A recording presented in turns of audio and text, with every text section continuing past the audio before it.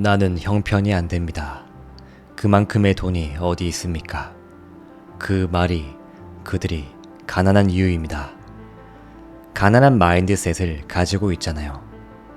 돈을 더 벌어볼 생각은 하지 않고 그냥 패배자가 되기를 쉽게 선택해버립니다. 맞아요. 패배자입니다. 그 마인드는 저를 너무 화나게 합니다. 왜냐하면 모두는 능력을 가지고 있거든요.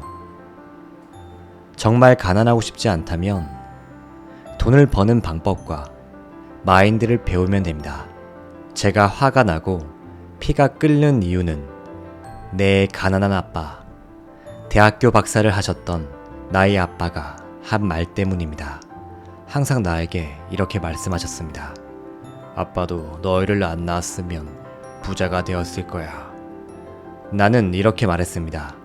글쎄요, 엄마 아빠가 저를 키우신 게 제 의지도 잘못도 아닌데요? 아들아, 너희를 키우느라 내가 여윳돈이 하나도 없는 거란다. 그렇게 항상 말씀을 하실 때마다 저는 무척 화가 났습니다.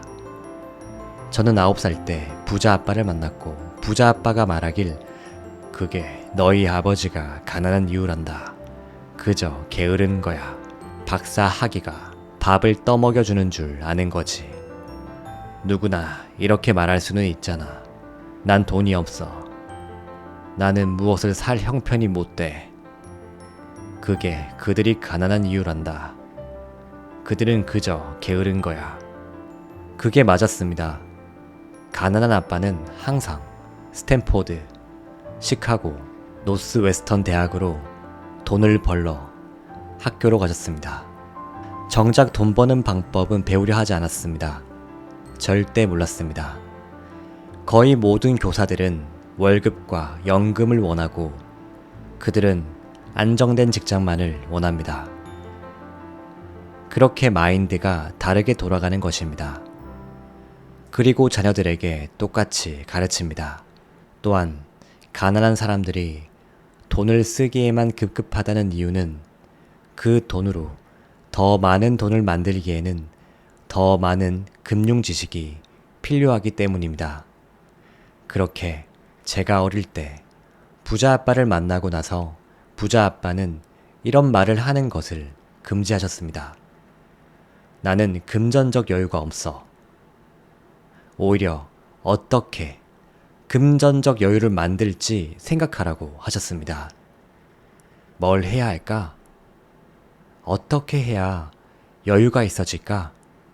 그렇게 저는 평생을 살아왔는데 저도 해왔던 모든 일들을 하면서 항상 돈이 없었지만 그런 말은 하지는 않았습니다.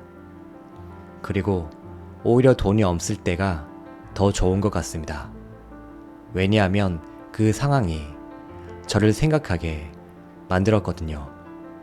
창의력이 생기고 스스로 공부하고 가르치며 나 자신을 부자들과 대화하도록 만들었습니다. 그들이 어떻게 이루었는지를 말이죠.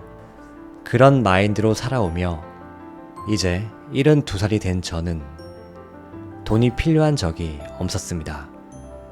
왜냐하면 매번 돈이 필요할 때면 어떻게 벌지? 방법을 찾아냈으니까요. 초반에는 모두가 어떻게 해야 하는지를 모릅니다. 그리고 그때 형편이 안 된다고 포기하는 것은 쉽습니다. 그러니까 가난한 사람들은 그 말만을 하는 것입니다. 가난한 사람들은 말합니다. 부자들한테 세금을 많이 내게 하라. 가난한 사람들은 또 말합니다. 교육비를 지원해주세요. 무료 음식을 지원해주세요. 무료 네일샵을 지원해주세요. 물론 저의 견해이지만 그 사람들은 게으릅니다. 물론 많은 사람들이 발끈하겠지만요. 네가 뭔데 나를 게으르다고 하는 거야 라고 하겠죠. 저는 그러면 게을러 라고 대답할 것입니다. 왜냐하면 그 사람들은 매일 하는 말이 나는 그게 감당이 안 돼. 나는 할 수 없어. 그게 문제고 머리에 박혀 있는 것입니다. 돈 버는 말은 한 귀로 듣고 한 귀로 흘립니다. 나는 그렇게 할 수 없어. 모든 내 가족들은 그게 말버릇이었습니다. 제 엄마, 아빠는 항상 그렇게 말씀하셨습니다. 제 부자 아빠만은 절대로 그런 말을 하지 않았습니다. 그 부자 아빠를 평생 따라한 결과로 수억 달러를 저는 벌게 되었습니다. 돈 없이 시작하는 어린 시절에서도 그런 말을 하지 않았기 때문이죠. 오히려 자본을 모으는 방법을 배웠습니다. 정말 쉬운 이론입니다. 남들이 투자하고 싶어하는 나보다 더 나은 자산을 찾는 것입니다. 내가 투자 상품이 되면 안 됩니다. 나에게 투자한다는 것은 노예제도거든요. 저의 시간을 파는 것이니까요. 그래서 제가 찾는 방법은 제 책에서도 말씀했다시피 아주 작은 부동산으로 시작했습니다. 방 하나에 화장실 하나 딸린 아파트였습니다. 마우이 해변 근처에 말이죠. 그렇게 저는 남들이 저에게 돈을 줄 핑곗거리를 찾은 것이죠. 제가 해야 할 일은 오로지 대출금을 갚는 것이었습니다. 그렇게 무한한 하나의 거래를 만든 것입니다. 내 돈은 하나도 안 썼습니다. 2천만 원짜리 아파트를 100% 빌려서 샀거든요. 물론 지금은 그 가격에는 구하지 못합니다. 저는 그 당시에 경제가 나쁜 이 점을 이용한 것입니다. 그렇게 2천만 원짜리 아파트를 10%의 선납금만 주고 샀습니다. 더 높은 금액을 낼 필요가 없었습니다. 2천만 원의 10%, 200만 원만 신용카드로 내었습니다. 물론 낼 돈이 있었지만 계산을 해보니 제 돈을 쓸 필요가 없었습니다.